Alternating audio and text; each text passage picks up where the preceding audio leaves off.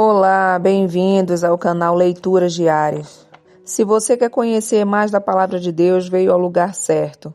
E se esse conteúdo faz sentido para você, curte, comenta e compartilha, para que mais pessoas possam compreender a vontade de Deus através da leitura bíblica.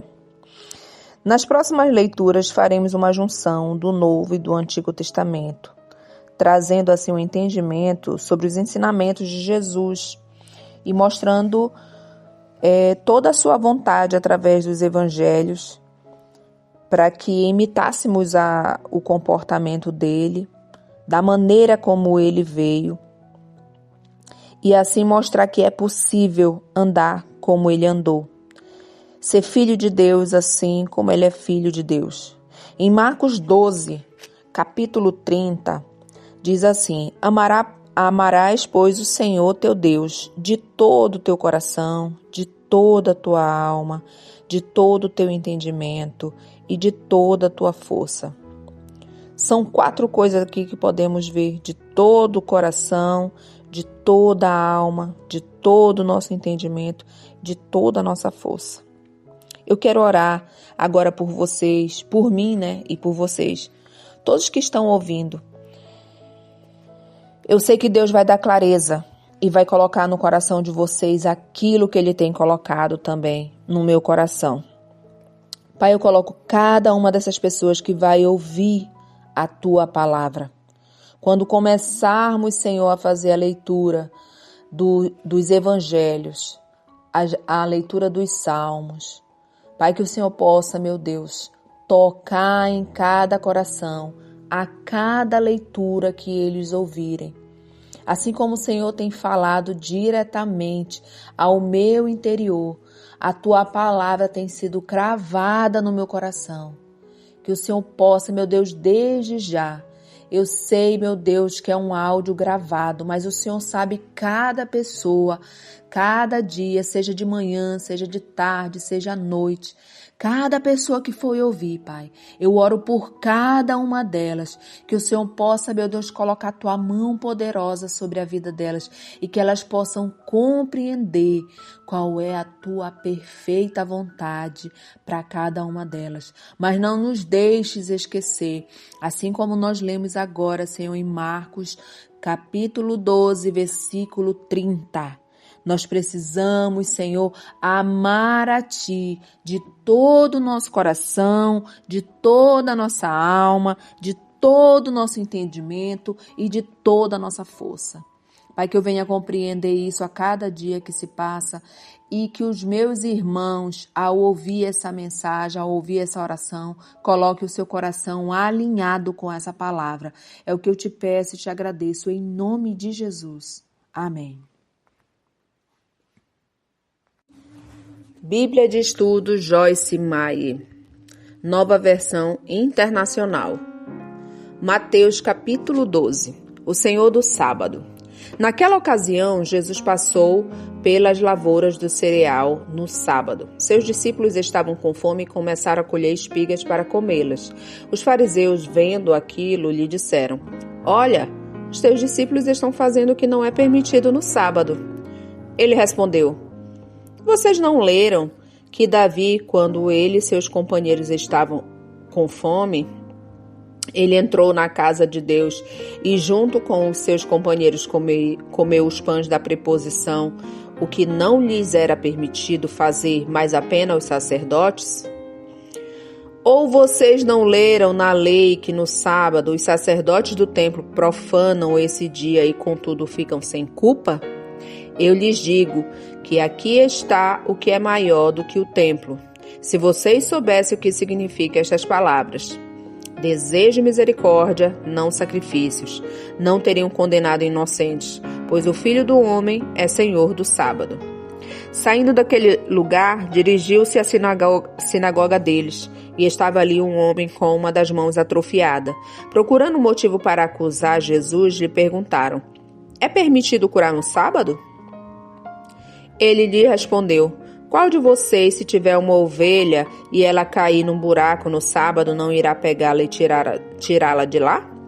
Quanto mais vale o homem do que uma ovelha. Portanto, é permitido fazer o bem no sábado. Então ele disse ao homem: estenda a mão. E ele a estendeu, e ela ficou restaurada, e ficou boa como a outra. Então os fariseus saíram e começaram a conspirar sobre como poderiam matar Jesus. O servo escolhido de Deus.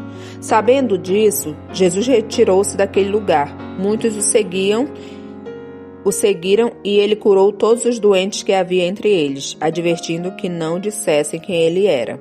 Isso aconteceu para que se cumprisse o que fora dito por intermédio do profeta Isaías. Eis o meu povo a quem escolhi, o meu amado a quem tenho prazer. Porei sobre ele o meu espírito e ele anunciará justiça às nações. Não discutirá, nem gritará, ninguém ouvirá a sua voz nas ruas. Não quebrará o caniço rachado, nem apagará o pavio fumegante, até que leve a vitória à justiça. Em seu nome as nações porão a sua esperança. A acusação contra Jesus. Depois disso, levaram-lhe um endemoninhado que era cego e mudo. Jesus o curou de modo que ele pôde falar e ver. Todo o povo ficou atônito e disse: não será este o filho de Davi? Mas quando os fariseus ouviram isso, disseram: é somente por Beelzebu, o príncipe dos demônios, que ele expulsa os demônios. Jesus, conhecendo seus pensamentos, disse-lhes: todo reino dividido contra si será arruinado, e toda cidade ou casa dividida contra si mesmo não subsistirá. Se Satanás expulsa Satanás, está dividido contra si mesmo. Então, como subsistirá o seu reino? E se eu expulso demônios por Beelzebu, por que os expulso os filhos de vocês? Por isso, eles mesmos serão juízes sobre vocês. Mas se é pelo Espírito de Deus que eu expulso os demônios, então chegou a vocês o reino de Deus. Ou, como alguém pode entrar na casa do homem forte e levar dali seus bens sem antes amarrá-lo? Só então poderá roubar a casa dele. Aquele que não está contigo está contra mim. Comigo está contra mim, e aquele que comigo não ajunta, espalha. Por esse motivo eu lhe digo, todo pecado e blasfêmia serão perdoados aos homens, mas a blasfêmia contra o Espírito Santo não será perdoada. Todo aquele que disser uma palavra contra o Filho do Homem será perdoado, mas quem falar contra o Espírito Santo não será perdoado, nem nesta era, nem na que há de vir. Considerem, uma árvore boa dá fruto bom, uma árvore ruim dá fruto ruim, pois uma árvore é conhecida por seu fruto. Raça de víboras, como podem vocês, que são maus, dizer estas coisas? Pois a boca fala do que está cheio o coração. O homem bom, do seu bom tesouro, tira coisas boas, e o homem mau, do seu mau tesouro, tira coisas más. Mas eu lhes digo que no dia do juízo, os homens haverão de dar conta de todas as palavras inúteis que estiverem falado, pois por suas palavras serão absorvidos e por suas palavras serão condenados. O sinal de Jonas. Então alguns dos fariseus e mestres da lei lhe disseram: Mestre, queremos ver um sinal milagroso feito por ti. Ele respondeu: uma geração perversa e adúltera pede um sinal milagroso. Mas nenhum sinal lhe será dado, exceto o sinal do profeta Jonas. Pois assim como Jonas esteve 3 dias e 3 noites no ventre de um peixe, assim o Filho do Homem ficará 3 dias e 3 noites no coração da terra. Os homens de Nínive se levantarão no juízo com esta geração e a condenarão, pois eles se arrependeram com a pregação de Jonas, e agora está aqui o que é maior do que Jonas. A rainha do sul se levantará no juízo com esta geração e a condenará, pois ela veio dos confins da terra para ouvir a sabedoria de Salomão. E agora está aqui o que é maior do que Salomão. Quando o espírito imundo sai de um homem, passa por lugares áridos procurando descanso. Como não encontra, diz: voltarei para a casa de onde saí. Chegando, encontra a casa desocupada, varrida e em ordem. Então vai e traz consigo outros 7 espíritos piores do que ele. E entrando, passam a viver ali. E o estado daquele homem torna-se pior do que o primeiro. Assim acontecerá com esta geração perversa. A mãe e os filhos de Jesus. Falava ainda Jesus à multidão quando sua mãe e seus irmãos chegaram do lado de fora, querendo falar com ele. Alguém lhe disse: tua mãe e teus irmãos estão lá fora e querem falar contigo. Quem é a minha mãe e quem são os meus irmãos? Perguntou ele. E estendendo a mão para os discípulos, disse: aqui estão minha mãe e meus irmãos, pois quem faz a vontade de meu Pai, que está nos céus, é meu irmão, minha irmã e minha mãe. A parábola do semeador. Mateus, capítulo 13. Naquele mesmo dia, Jesus saiu de casa e assentou-se à beira do mar. Reuniu-se ao seu redor uma multidão tão grande que por isso ele entrou no barco e assentou-se. Ao povo reunido na praia, Jesus falou muitas coisas por parábolas, dizendo: o semeador saiu a semear. Enquanto lançava a semente, parte dela caiu à beira do caminho, e as aves vieram e as comeram. Parte dela caiu em terreno pedregoso, onde não havia muita terra, e logo brotou, porque a terra não era profunda. Mas quando saiu o sol, as plantas a queimaram e secaram, porque não tinha raiz. Outra parte caiu entre os espinhos e cresceram e sufocaram as plantas. Outras ainda caiu em boa terra e deu boa colheita, a 100, a 60 e a 30 por um. Aquele que tem ouvido para ouvir, ouça. Os discípulos, aproximando-se dele, perguntaram: por que falas ao povo por parábolas? Ele respondeu: a vocês foi dado o conhecimento dos mistérios do reino dos céus, mas a eles não. A quem tem será dado, e este terá em grande quantidade. De quem não tem, até o que lhe será tirado. Por esta razão, eu lhes falo por parábolas, porque vendo, eles não veem, e ouvindo, não ouvem, nem entendem. Neles se cumpre a profecia de Isaías: ainda que estejam sempre ouvindo, nunca entenderão. Ainda que estejam sempre vendo, jamais perceberão. Pois o coração desse povo é torpe e se tornou insensível, de má vontade. Ouviram com os ouvidos e fecharam os seus olhos. Se assim não fosse, poderiam ver com os olhos e ouvir com os ouvidos, entender com o coração e converter-se, e eu os curaria.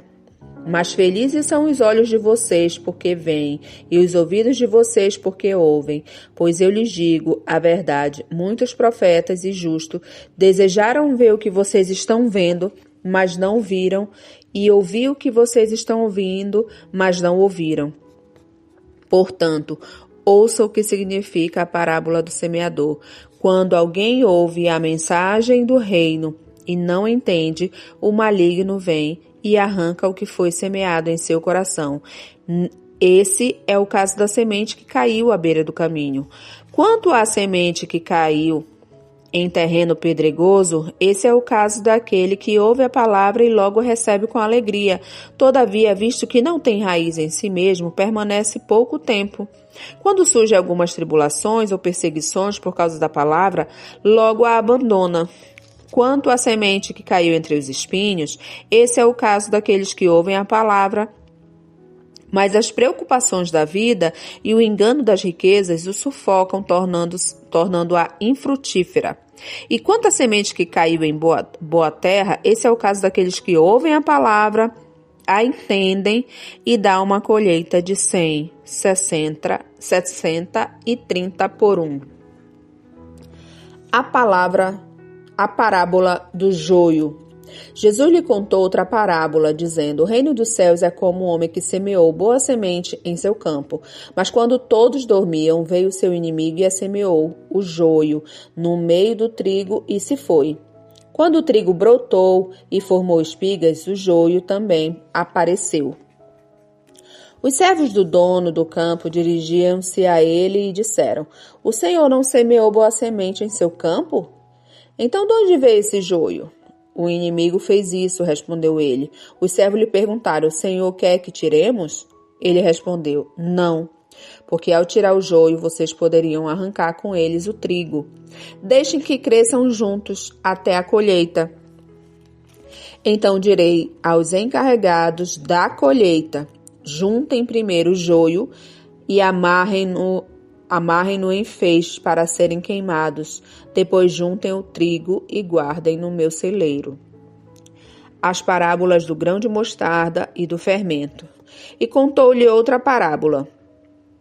O reino dos céus é como um grão de mostarda, que um homem plantou em seu campo. Embora seja a menor dentre as sementes, quando cresce, torna-se uma das maiores plantas, e atinge a altura de uma árvore, de modo que as aves do céu vêm fazer os seus ninhos em seus ramos.